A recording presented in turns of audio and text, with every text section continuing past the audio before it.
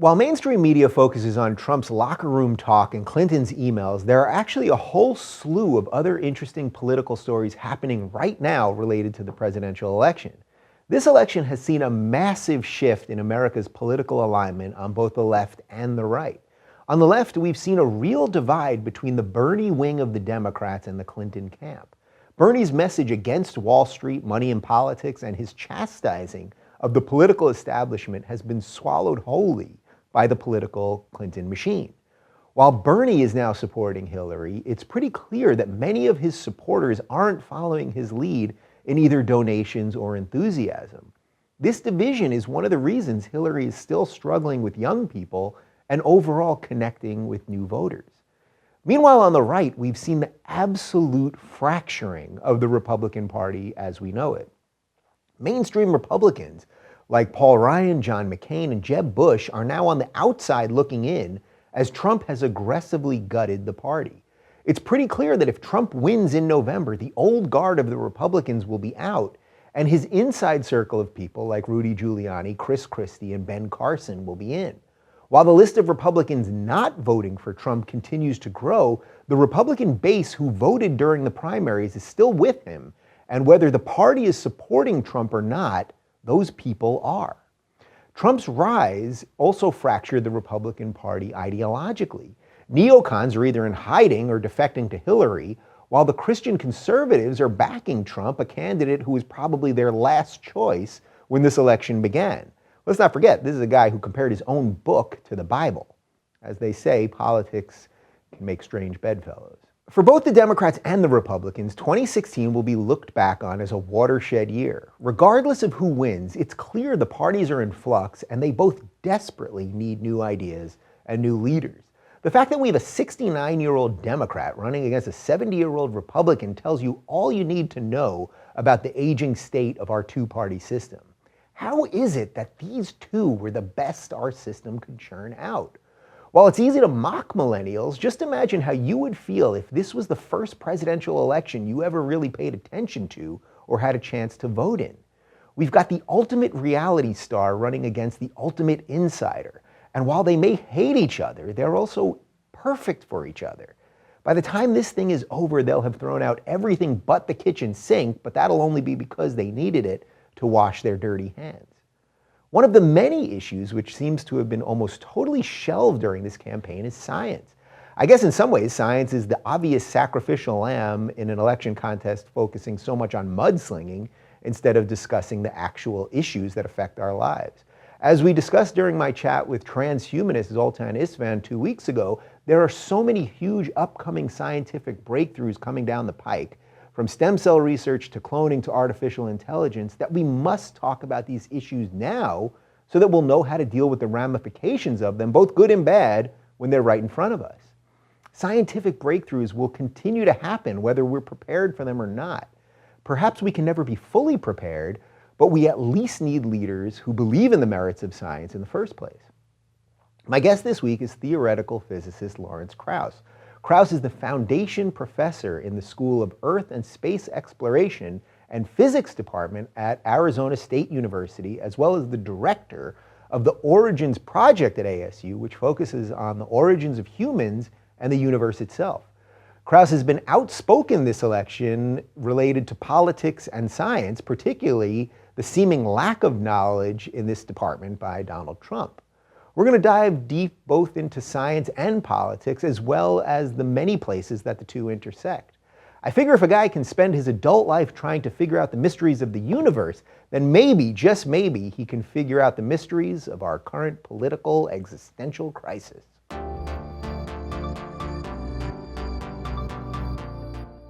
Joining me this week is an author, a theoretical physicist, and a professor at the School of Earth and Space Exploration at Arizona State University. Lawrence Krauss, welcome to the Rubin Report. It's great to be here. You are in the middle of like 8,000 things, and we're going to have to use some theoretical physics to fit this in the time space-time continuum. Yeah, 8,000 plus or minus a million, yeah. Yeah, plus or minus a million. All right, well, I'm very excited to talk to you. I think I publicly shamed you into doing this several times at the Reason Rally. Yeah, well, it's hard to publicly shame me, but you did try. Yeah, you did. Yeah, but I wanted to do it. It's just a matter of fitting it in. It's great that we can be here today. Yeah, all right, so I'm very excited. You're heading to UCLA to do some more talks after this, but let's jump right into the election. Okay. Because we have to. Yeah, well, maybe we'll talk about science and some other stuff. Why not? As a man of science, how do you feel about just the tenor of this? And not just the tenor, but as someone that cares about empirical evidence, that you care about facts, how do you feel about just the state of what is going on right now? It's every year I always wonder if it could be worse. Because, let's face it, politics and empirical evidence don't go together very well as a rule. And for a long time, I've been interested in trying to make sure public policy is based on that. And in a lot of different ways in my writing, and we actually created a group in 2008 called Science Debate, which we tried to get a presidential debate on issues of science and technology, not to ask them the 10th digit of pi, but I mean, if you the issues that really matter, that are going to affect the future for people, are not the issues that are ever talked about. They're energy, the environment, security. All of that depends on an understanding of science and technology policy, and so it's always been ignored, and we've been frustrated by it. But I have to say that this year, of course, with Donald Trump, takes the cake in so many ways. I wrote a piece in the New Yorker, which more or less called him the anti-science candidate, if such a thing is possible. The only person, I think, on the Republican slate that was more anti-science, remarkably, was Ben Carson. Right. Let's just talk about Carson real quick, even though I want to focus on Trump. Why not? Because he's such a fool. How can you be, he's a neurosurgeon, right? How can you be a neurosurgeon and against so many of the things that a scientist has to believe in? Well, not just against, ignorant about them. That's what amazed me.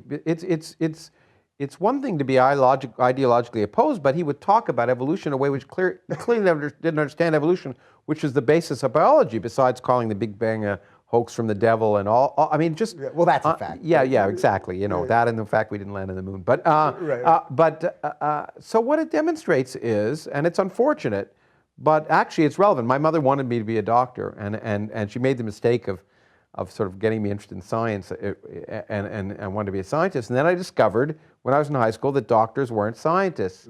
I apologize to all doctors in the audience, but they're not. And he's a perfect example. To be a good doctor, that's not to say, I mean, many doctors try and keep up with science, obviously. Sure. But to be a good neurosurgeon requires eye-hand coordination and an understanding of what to do when you open up a brain.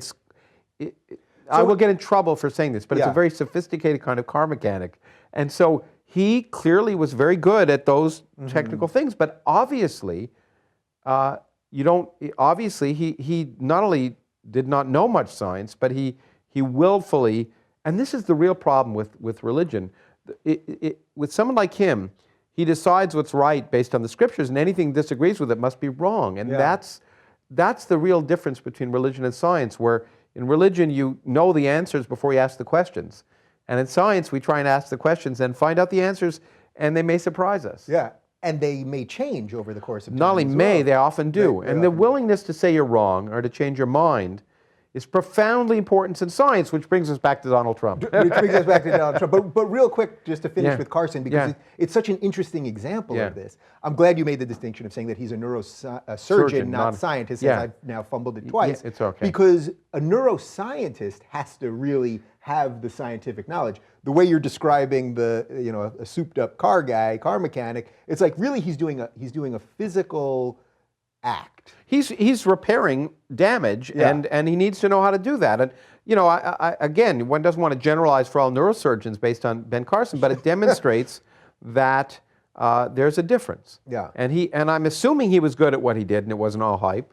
I'm willing to grant him that. But in everything else he says, he expressed more ignorance, not just antagonism, but ignorance about fundamental science than any other candidate in the Republican Party, which says a lot because it has unfortunately become the anti-science party of late, and it wasn't always that way. The Republican Party has been a big supporter of science over the years. Right now, because they insist on denying the existence of climate change, and many on the right insist on denying the existence of evolution or even the Big Bang, and their attitudes towards homosexuality, they have necessity by ideology been forced to confront the evidence of science and ignore it or disregard it or lie about it. Right. So basically they've staked out a position based on non-fact, and then that sort of boxes them in their own That's the real sort problem. What do you do when you're wrong? Yeah. And you can't afford to say you're wrong? And the problem, actually, the real problem with politics is people are not willing to say, you know what, we had this policy, but it was wrong. We've changed our minds because the public. One of the reasons I wanted to insert more science into public policy is not the knowledge of science, but the process of science, which is based on empirical evidence and testing and evolving your views. And if we really want to have sound public policy, we can't just be willing to say, oh well, someone was wrong once, and therefore we're not going to listen to them. Stating that you're wrong and explaining why is, to me, raises you to a higher level. It's a beautiful thing. It's a beautiful thing. In fact, as a scientist, I often say, as a theoretical physicist, I say the two greatest states to be in are being wrong or confused, because then it means there's a lot more to learn. Yeah, there's a little room there for a lot of room. I mean, it's really, learning is a process of discovering errors in what you were thinking. And I've said, in fact, my new book, I said somewhere that science, one of the purposes of science is to make people uncomfortable. And I don't mean that in a bad sense, but if we're always comfortable, it means we're never going outside our comfort zone. It means our myopic views are never being questioned or confronted. And that's what living is all about. That's what music, art, and literature are all about. I mean, it's, I'll bring in, happens to be today, I'm excited because Bob Dylan just won the Nobel Prize in Literature. I just saw. But people like Bob Dylan force us to confront, I remember when I was young, our views about way society worked. And science should be the same way. And good politicians should be all about that. It's amazing to me when I've been in some other countries and confronting presidents or prime ministers who actually know something. And then that's not to say, Obama's anyway, I don't want to. I'll get hate mail no matter what. Yeah, so. You're going to get hate mail. Well, wait till you see what happens on Twitter. But we can talk about Obama and Clinton too. But interestingly, it sounds like you're saying you don't necessarily care if the president knows that much about science, but you at least want them to be intellectually curious enough to assign the right people to deal with it. Look, the president can't be an expert in everything. Yeah. But the president needs to know they're not. The first thing is to know you're not an expert in everything, which Donald Trump hasn't yet figured out. Right. And secondly, to be intellectually curious. And thirdly, to choose the right people. That's really what you want a president to do, is have good advisors, is to know enough to distinguish people who are full of garbage, I'll use that word, and people you can trust, whose opinions you can trust, because you know that they're willing to be wrong too. And so I think that's really the mark of a president. And in the current climate, you obviously can't be an expert in anything. And it amazes me when we talk about having a debate on science, they say, well, the president shouldn't be a scientist. But we have a debate on national security, but the president doesn't have to be a military expert. He has to surround himself or herself with reasonable people who know what's going on, or on diplomacy. So is the intellectual curiosity part of it, is that the part that about Trump gets you the most? Well, it's intellectual curiosity and skepticism. And skepticism is a key part of science. Asking yourself, is this evidence reasonable, and why should I believe that? Yeah, the thing that, it's hard to know what, Trump is such an anomaly, but the fact that when he says, who do you take advice from? He says, from myself, because I know. That or when someone says that, no matter what they're running for, whether it's president or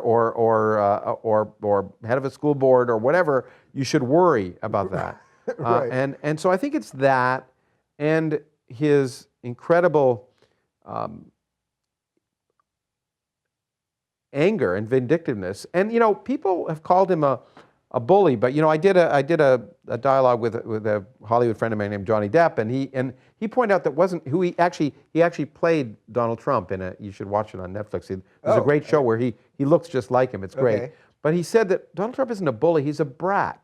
And that defines the man to me. He's not a bully so much as just a spoiled brat who if he's losing, finds a reason to blame other people.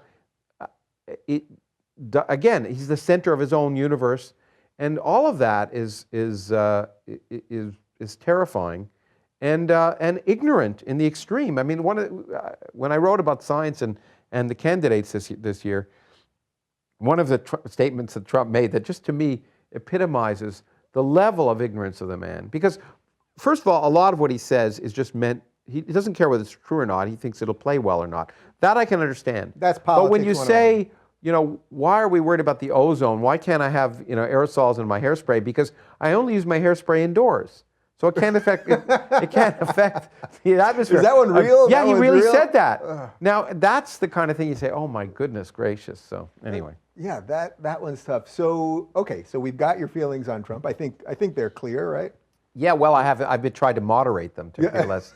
I just wrote a piece in the New Yorker today on the nuclear threat, and to be more serious, his misunderstanding of the fact that nuclear weapons are not meant to be used. And in fact, as I pointed out, it demonstrates a lot of the illogical nature of our nuclear policy.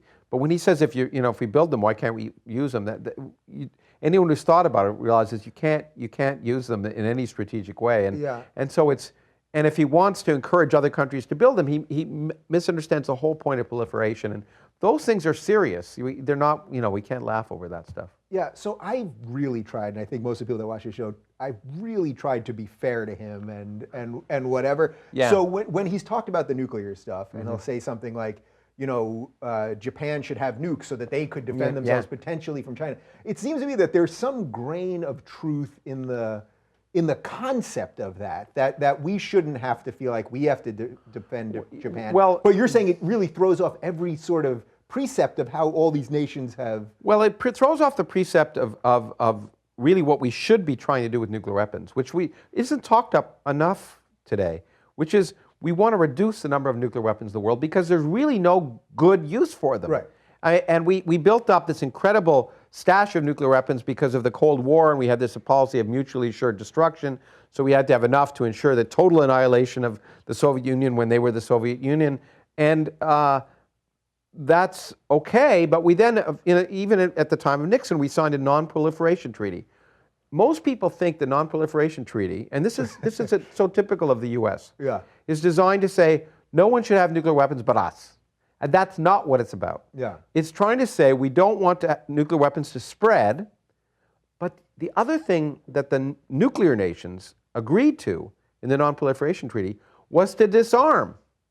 And so we have an obligation. We are violating the non-proliferation treaty today in this country as much as North Korea may be by trying to get nuclear weapons or getting nuclear weapons, or Iran, which happily they've been stopped from getting them for the moment. Yeah. Because we are not making an open effort to disarm. And Obama, whose heart was certainly in the right place, he said, the world should get rid of nuclear weapons. And initially, his administration actually did enter an agreement with the Soviet Union, with Russia, to reduce the number of arms. But we still have way too many. We still have 1,000 nuclear weapons on hair trigger alert, which means they can be launched instantaneously if there's a warning of an attack, whether the warning is real or not. The president only has a few minutes to decide. That is not necessary in the modern world. And also, unfortunately, and I'm happy to see that Hillary Clinton seems to be against it, we are embarking on a $1 trillion modernization of the nuclear weapons fleet, which is only reasonable if we plan to keep our nuclear weapons level at what it is. If we say, no, eventually we want to reduce them, we don't have to spend that much money trying to maintain the arsenal we now have. And so it's interesting to me to see that the nuclear issue, which over time has raised and lowered in importance, the public doesn't seem to think about it, but it is still the major threat, the major existential threat to civilization. And we as a country are not doing enough. And it is true at the same time. We're probably going into this more than you wanted. Yeah, but it's true that Russia is getting more worrisome than they were before. The saber rattling, the arguments about nuclear weapons are much worse now under Putin in the last few years than they were. So there's some concerns in that regard. But we could take unilateral steps which would lead us in the right direction. Right. So even if Russia was 10 times worse than you might think it is, if we had half of our stockpile, it would still be more than enough to destroy the If we world had a many tenth times of our, over. if we had a tenth of our stockpile, we could still not only annihilate the Soviet Union, but essentially create enough mess to destroy the world. Right. And we need to realize that fact and realize that we can, as I say, unilateral actions are often responded to. For example, another area where we spend money that's a waste of time for the most part is missile defense. One of the things I love is George Bush claimed that they were going to have a missile defense system ready in 2004. He was during the election, and of course, it turned out that 50% of the American public thought we already had one. And as I argued at the time, what they should say is we already have one. Yeah, we got one. Because worry, it's just guys. as effective as a system that doesn't work, but it doesn't cost $100 billion, so it's a lot less expensive, and it serves the same effect. So how much of this, though, is just that a huge percentage of our economy is tied into the military? It is, but but what you're hearing in the presidential election is we're not spending enough, and that's what's scary. What we need to do is spend rationally. People say that for a long time. We spend almost $1 trillion on defense every year, and the question is we have to look and say look. It's not as if we can disarm as a nation completely in all ways. The world is a dangerous place. But the question is, do we need to spend that kind of money? And the answer, I think, for many people is we could spend less more effectively. Do you think there's any situation where ethically we could use nukes? I mean, if let's say, because I don't think it's going to be through a nation state, but let's say somebody got a dirty bomb in here and blew up Times Square. So the question is, I think the answer generally is no. Nuclear weapons right now are useful for deterrence, to stop other people from doing things. But you hit an interesting point that when might you use them? And what many people may not realize is that the country has most people think the U.S. has a no first use policy. Namely, we would never be the first ones using it. We don't. Right. Because we said, well, what if not someone uses nuclear weapons, but what if someone launches biological weapons? Shouldn't we be allowed to nuke them? Or what if someone nukes South Korea? Shouldn't we be allowed to nuke in response? And so these are questions that you can debate. But on the whole, the question is, what do you gain versus conventional forces?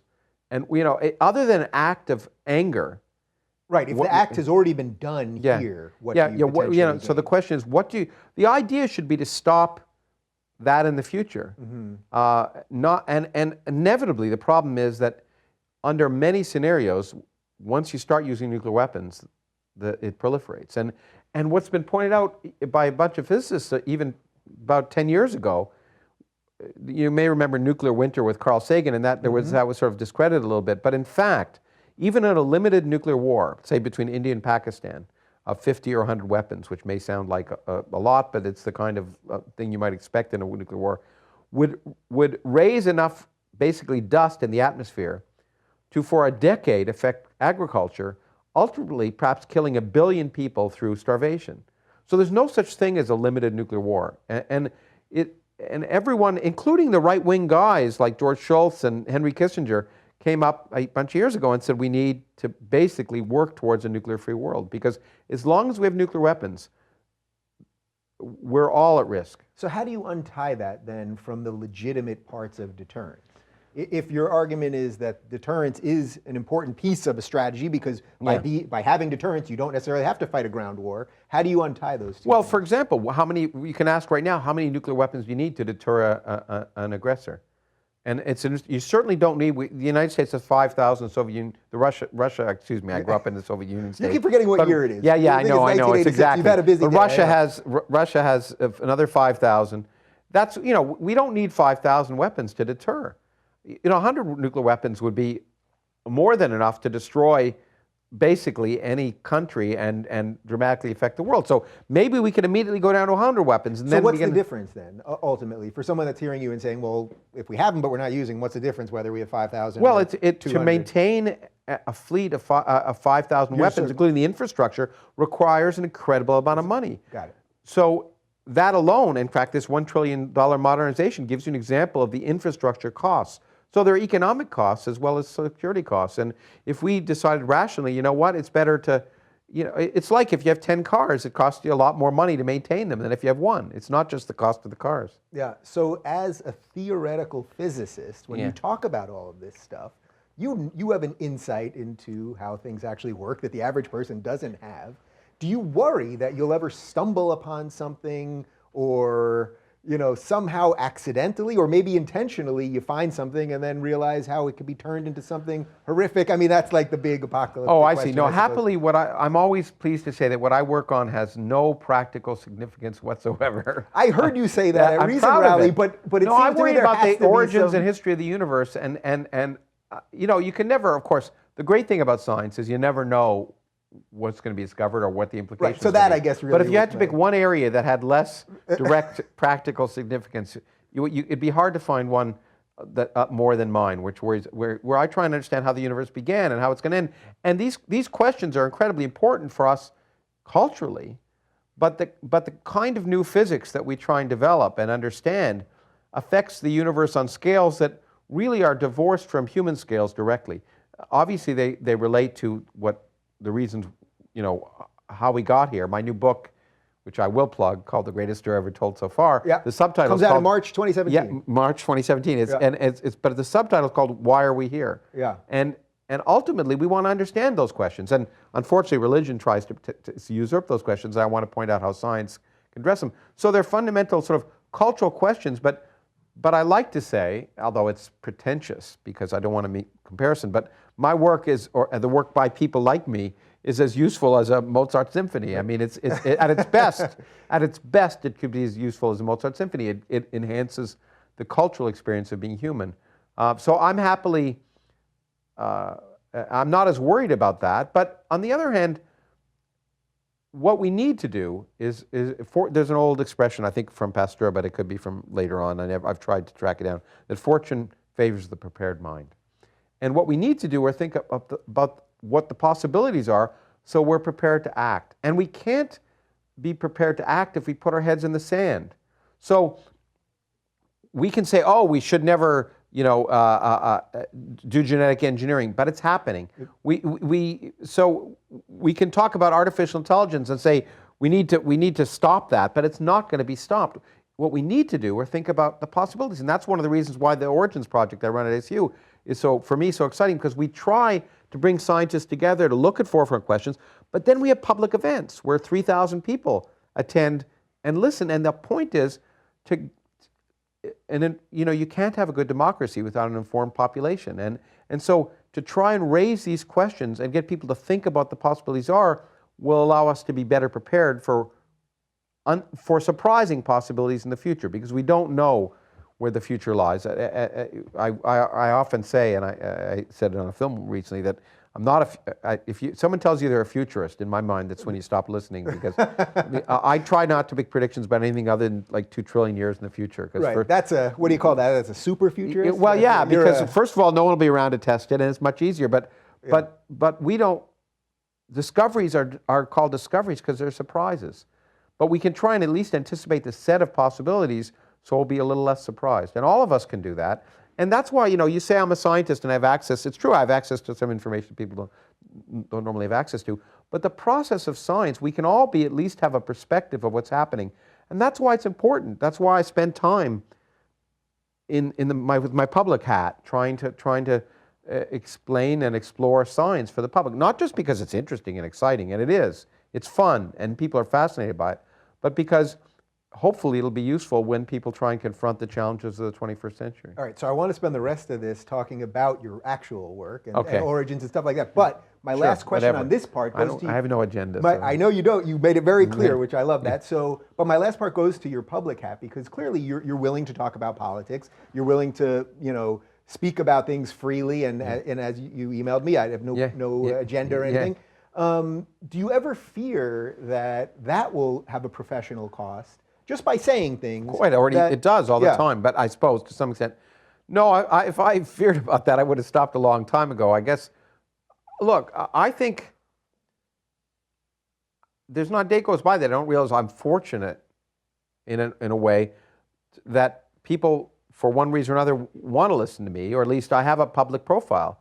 And therefore I have a responsibility, it seems to me, to use that profile responsibly. And that means, of course, to try and popularize science in a way, but also to try and do what I can to have an impact. So in some sense, you know, it goes hand in hand with what I said to you about my work. My work has no practical significance whatsoever, but as a human being, I'm very political, or I'm very interested in what's going on, and therefore, in some sense, maybe I make up for the fact that my work has no usefulness by taking advantage of my public profile to try and do useful things. And one of the useful things can try and be at least to provoke people to think about these things. And so that's what I do. All right, so now let's get into the work part of it. This part that apparently has no meaning or... No, it has lots of meaning, but no significance. No, it has significance in a global sense, in a cosmic sense, in a existential sense. But it doesn't. It won't cause a better toaster to be built. And you know, that's one of the problems with science, is that it has practical utility. It's obviously not a problem because we couldn't be doing this show. People wouldn't live as long as they live. Our modern society is based on the results of science. But because science produces technology that changes our lives, people suddenly think that unless it's related to the technology, it's not interesting. Whereas, I say, art doesn't produce anything practical, so people don't expect. They're not going to say, you know what, that Picasso painting hasn't produced something that makes me live longer. Right. And so because science has that practical side, people forget the cultural side, the knowledge side, and that's, to me, as important as anything. What I've quoted a number of times, but I'll quote it again here. One of my favorite statements from a guy named Robert Wilson, who was the director of the first director of the Fermi National Accelerator Laboratory, which is a particle accelerator near Chicago, which accelerates particles to look at fundamental structure of matter. It was the largest such machine in the world until the Large Hadron Collider was built in Geneva. But when it was being built, he was called by Congress to testify, and he was asked, will it aid in the defense of the nation? And he gave a beautiful statement, but the end of it was basically, no, it won't help aid in the defense of the nation. It'll just help keep the nation worth defending. That actually is really beautiful. I think it is. So that's why I quote him. So that's sort of it's a problem of funding things in a way, because if you fund something, people want results, and what you're saying is basically the whole playground of science isn't tied into that. And well, so it's a real problem now in government funding and in the public. People seem to want to fund things based on, in fact, I wrote another piece on the House Science Committee, which basically wanted to require, and did to some extent, scientists in their grant applications to justify why what they're doing is in the national interest. Which doesn't necessarily have anything to do with science. Well, the point is that it seems to me the national interest is in increasing our knowledge. Yeah. And it's not in, and so if you require things directly to have a practical application, then you're going to miss almost everything. It's already been well documented that probably 50% of the current gross national product of this country is based on fundamental curiosity-driven research that was done a generation ago. Accidents, you know, discovery of penicillin, they weren't looking for antibiotics. Even the development of the transistor wasn't, if people had said, we need to make better computers, back at the time when they were using wheels and other things, then they would have missed the use of transistors. So all of the things that have changed our lives, even the World Wide Web, which was developed at Geneva, the home of the Large Hadron Collider, to help scientists communicate in large experiments. When you have 10,000 scientists around the world, it was important for them to be able to exchange results without worrying about where the results were and being able to communicate. That's what developed the World Wide Web, and of course, that's changed the world. So you need to support fundamental curiosity-driven research. If you stop doing that, then not only do we suffer as a species by our learning not increasing, but ultimately the spin-offs that are going to change our lives are not going to occur. Yeah, so you mentioned Carl Sagan before, and my scientific awakening was a little slow. I hate to admit it. I was always into sci-fi when I was growing up, and Star Wars and all that stuff. But my real scientific awakening, I saw the movie Contact, and I had eaten pot brownies before, and I thought I was going to see, I think, Air Force One, but it was sold out. So I just went into Contact, had no idea what it was about, didn't really know much about Carl Sagan, but you know the opening panorama of the universe, and my mind on pot brownies, I mean, it exploded. I since have read every Carl Sagan book and all that kind of stuff. What was that moment for you? I suspect it was a lot younger than it was for me. I was a little younger and a lot earlier, because I'm a lot older. But actually, you know, well, it's hard. I'm not sure there was an epiphany in that way, but there was but the first thing I can remember was when I was in grade 6. reading a book about Galileo, and and it seemed romantic and remarkable to me. The fact that he was the first one to look up at the moons of Jupiter, and it changed everything, and also the courage he had, or lack thereof at times, to confront conventional wisdom. That seemed to me to be a romantic adventure that captured my imagination.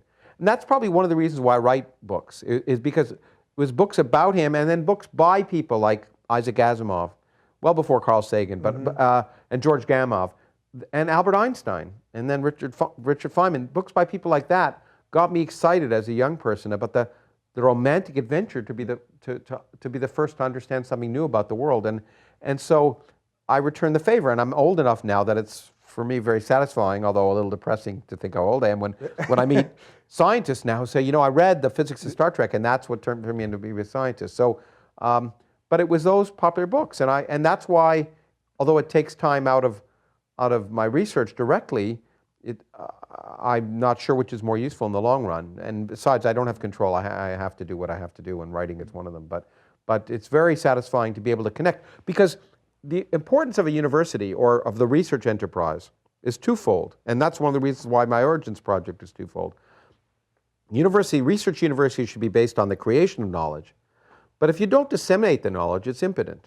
So it has to be twofold, and so I like to be involved in both for some reason. Yeah, so the Origins project, you're trying to figure out the origins of humans and the universe.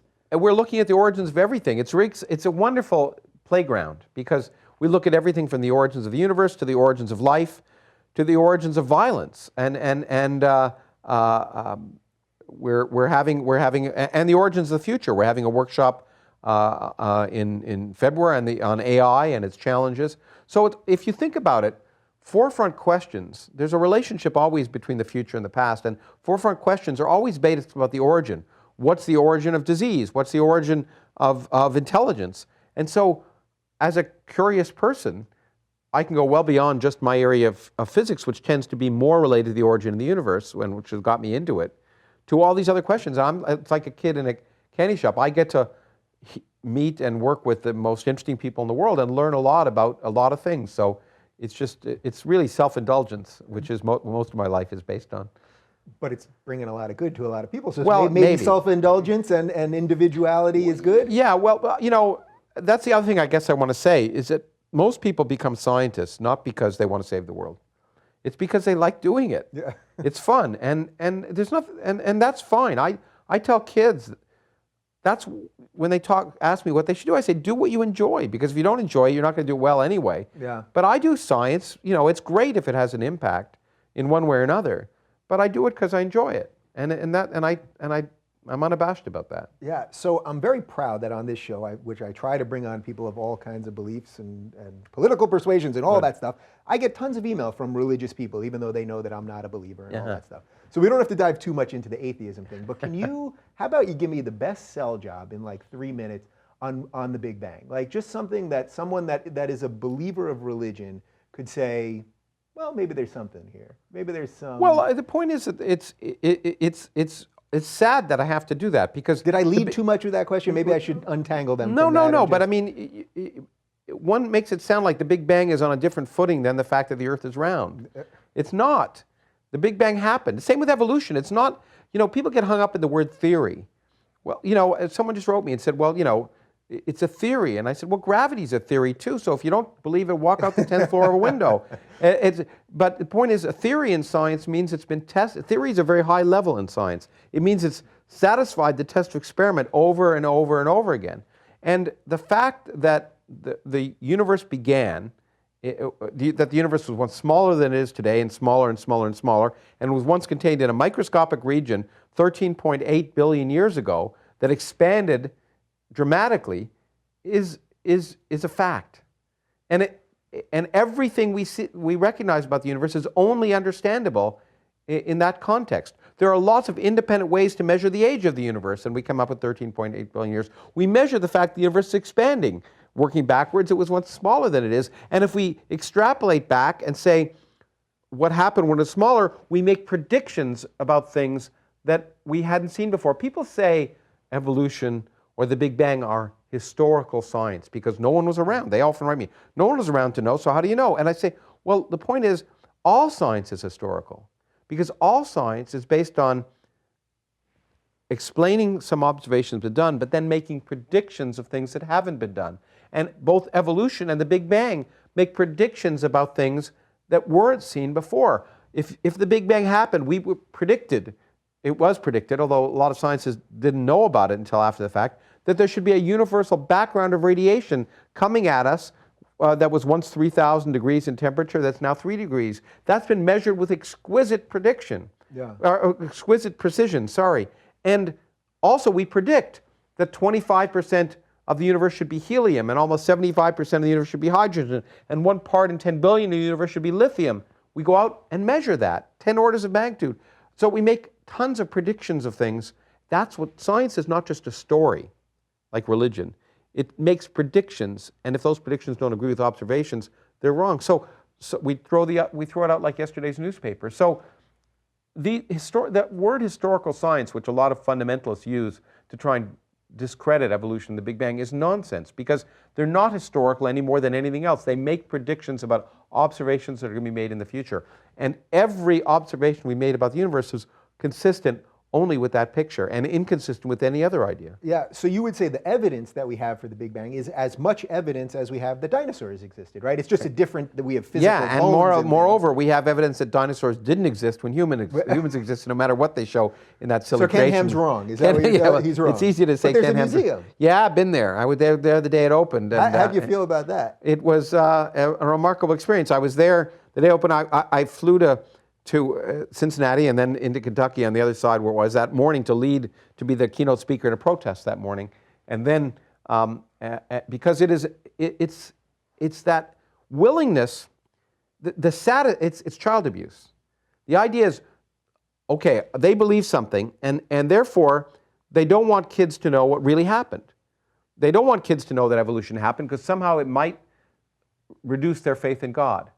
And so the idea that you want your kids to not know how the universe works for fear that they'll lose their faith is no different than the Taliban, when they won't teach their kids anything but memorizing the Quran.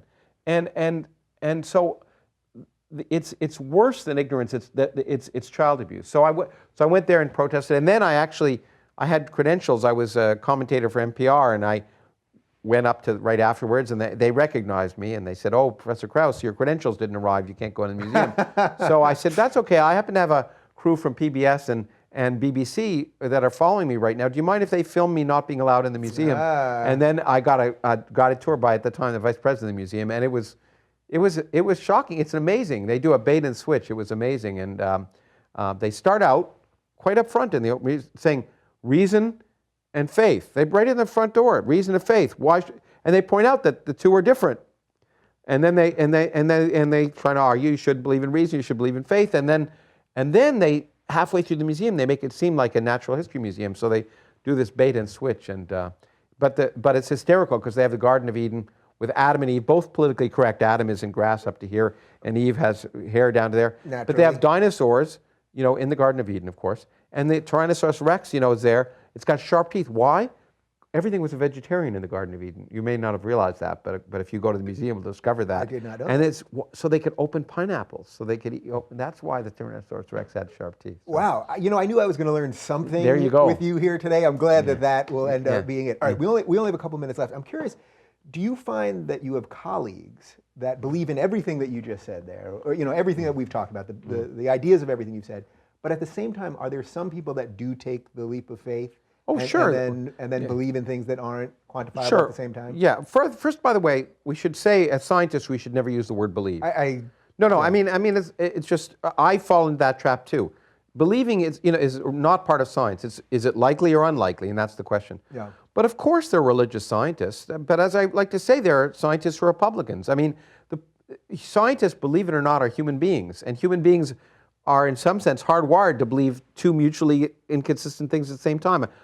I often say that we all have to believe 10 impossible things before breakfast just to get up in the morning. You have to believe you like your job or your spouse or whatever. We all invent stories to go by. And so there are scientists religious. As long as they don't let that religious faith interfere with their work, it doesn't matter. And the good scientists are that way. But making the claim that they're scientists or religious does not mean that they're compatible. Neither does making the claim that science derives from religion, because it does. I mean, but in the history of the West, at least, all of universities were once religious institutions, because, as I like to say, in the 17th century, the church was the National Science Foundation. It was the only place, if you wanted to get money, then that was the place to get it, if you wanted to support your ideas. So it's not too surprising that science grew out of religion. But as I also like to say, and again, to plug, happen to say it in the new book, that children often move away from their parents, okay? And so talking about the background does not mean that science and religion are compatible, because they're not. They're not compatible in the sense of being compatible with the specific doctrines of the world's great religions. Science isn't incompatible with the vague notion that there might be purpose to the universe. There's no evidence of it whatsoever. Right. And there's no need for a God, as I showed in my last book. There's no need for even supernatural stuff to create a whole universe.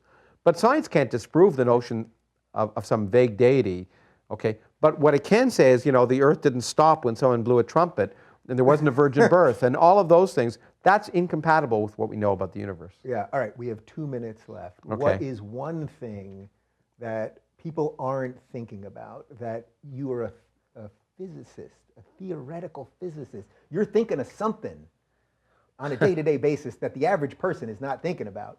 Give me something that we should, lots of things that we should be thinking about that we're not. Well, I don't know whether we should, but something fun is that the future of the universe is different than we might believe it might be. In fact, we may be living at a very special time in the history of the universe, and when it turns out that what we've just discovered about the Higgs boson tells us that everything we see in the universe may be unstable, that matter as we know it could, not immediately, so don't go ahead and sell your stocks or anything, but that in the far future, that not only we know the rest of the universe will disappear because it's already expanding away from us faster than the speed of light, at least it's receding from us faster than the speed of light. So so the longer we wait, the less we'll be able to see of the universe. But it turns out that like an icicle on a window or an ice crystal on a window in a summer morning will eventually melt, the Higgs field that is allowing everything we now see to exist could eventually melt in a different kind of way. And if it does, then matter as we know it will disappear. So we should enjoy our brief moment in the sun. Yeah, so it's not going to happen tomorrow. No, but and if we're right, we're on the hairy edge of it. It may never happen, and what we're trying to discover at the Large Hadron Collider is, will it happen, or might it happen? But even if it was, we know it's not going to happen for a heck of a long time. Yeah. So there's time to try and make sure we keep the present world working, which means we have to vote responsibly and ask yourself, when you hear something on TV, as the former publisher of the New York Times said, and I use as my mantra, I like to keep an open mind, but not so open that my brains fall out. All right, well, that's a perfect ending. I hope you'll come back in March when you do a proper press tour, and that'll be fun. Do this. And, then I can promote the book even more. You see, I'm publicly guilting you again. Yeah, it's true. It's good, and it sometimes works. Occasionally it works. All right, well, for more on Lawrence's work, and there is a ton of it, and he's written a gajillion books, and we'll put the link down to the new book right below. Check out krauss.faculty.asu.edu.